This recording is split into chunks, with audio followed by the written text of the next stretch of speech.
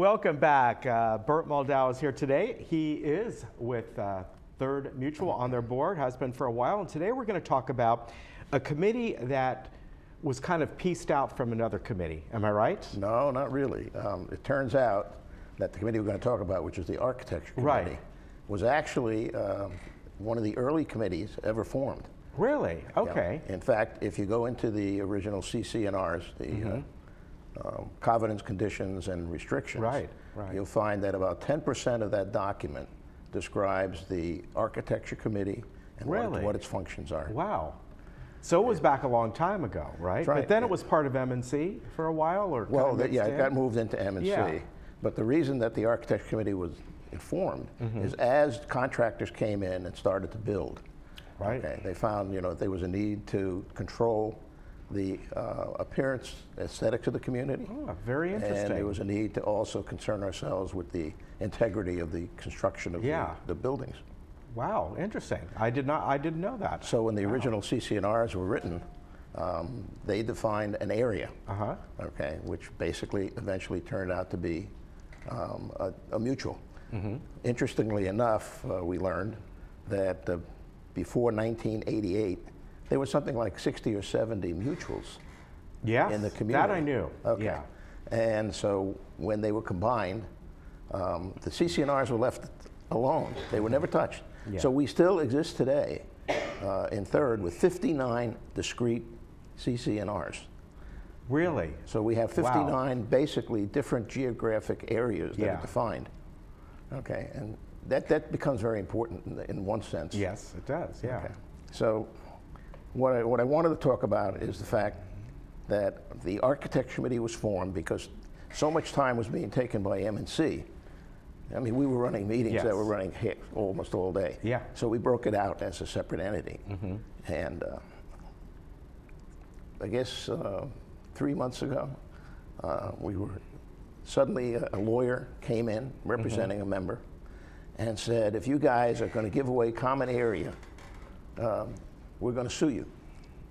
And we immediately perked up. We don't want any lawsuits. Right. They get too expensive. And I won't say who or where or what, but what we did is we went back and started to investigate how sound would a lawsuit be. And we found that in the past we had been giving away common area. And we thought we had sound reasons. And there are reasons why you can indeed give away common area. You can make it exclusive. Right. And that's written in this book here, okay, which basically is the Davis-Sterling Act. Right. Okay.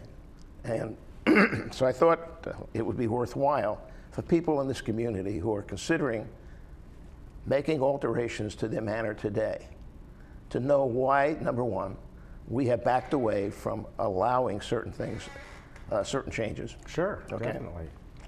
And number two, what are the reasons that they could present if they indeed wanted an alteration that would require extending into common area, which would mean that we would have to give them exclusive use of that area. Yes. So I brought the book. Yep, and please.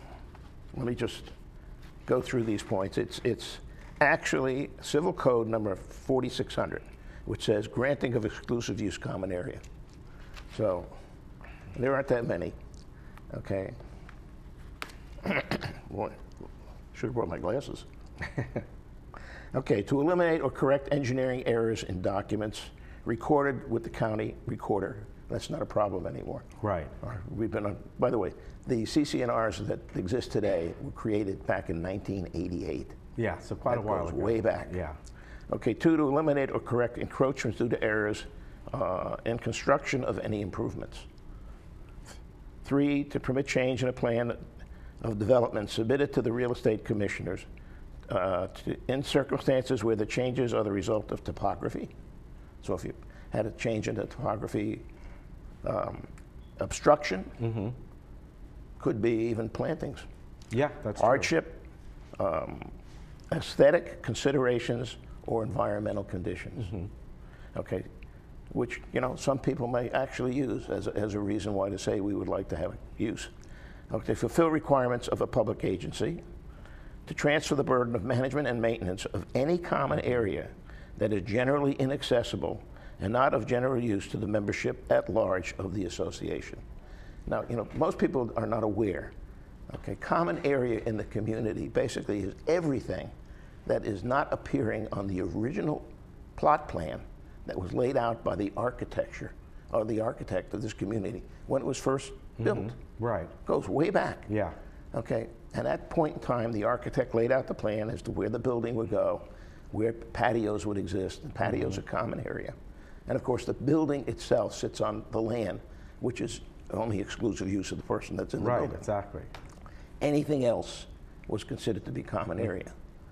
Okay, we go out today and we take a look, and we see areas adjacent to a building in a little catty corner, or an area which would enable you to square off a building.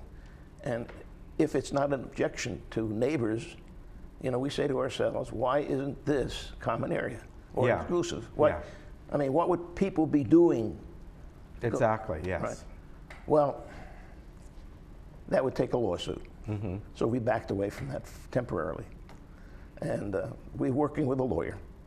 And hopefully down the road, we will be able to define the criteria as to what makes exclusive use common area that we feel is more than defendable. That's exactly. what it comes down to.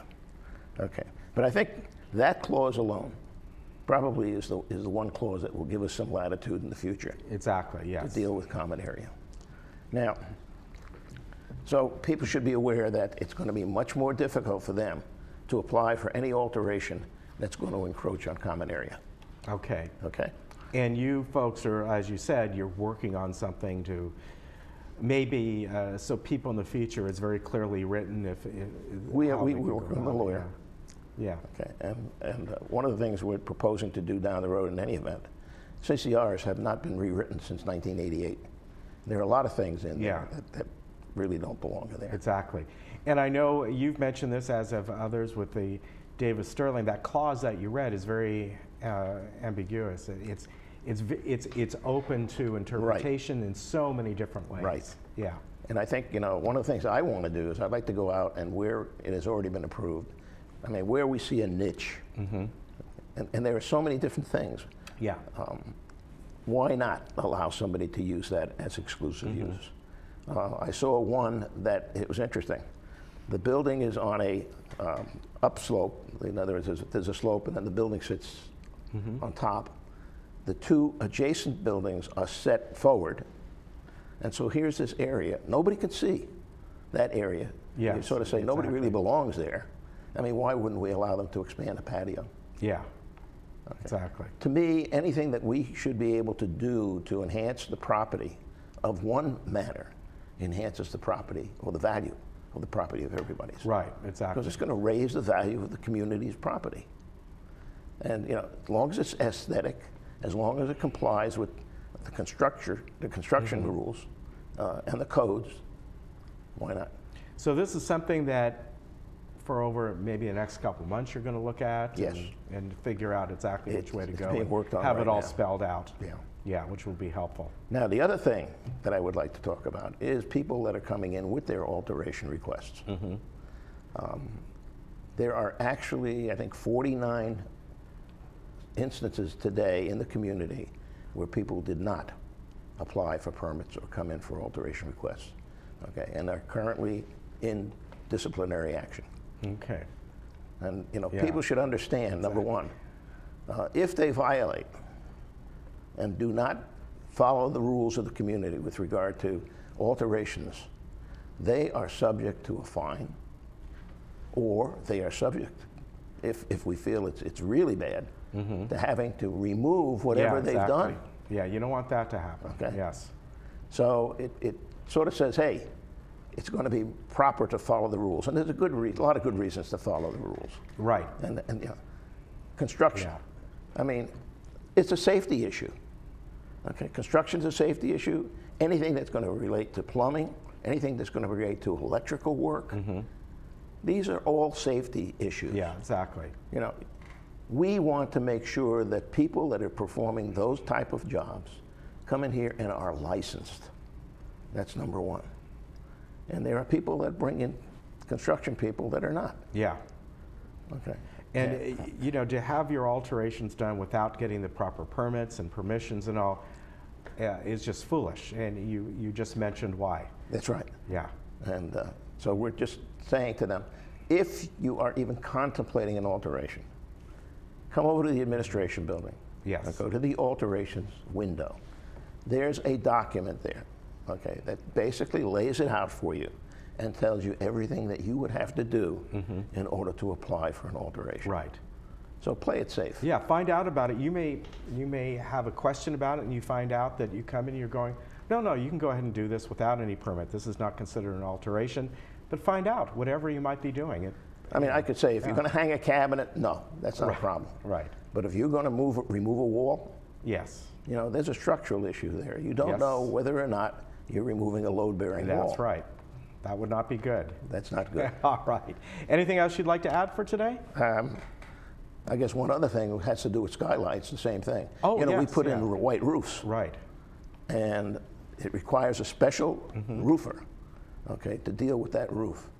So if you're thinking about putting in a skylight, you know, you want to be very careful to make sure that you got a properly licensed roofer that is dealing with that roof. Okay, because it's that membrane, it's right? That membrane, yes. And we would lose, okay, the warranty.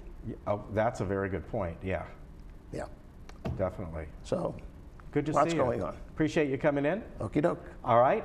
And Third Mutual's regular board meeting, remember, is tomorrow. You'll be there, right? No. No, you won't be there. Okay. Anyway, we'll be there. I'll be, by the way, I'm going to be on a hookup to the board Okay. meeting. All right. So you'll hear his voice maybe. Yeah. All right. Yeah. Very good. In the boardroom tomorrow at 9:30. Take care. We'll be back. Okay. Good to see you.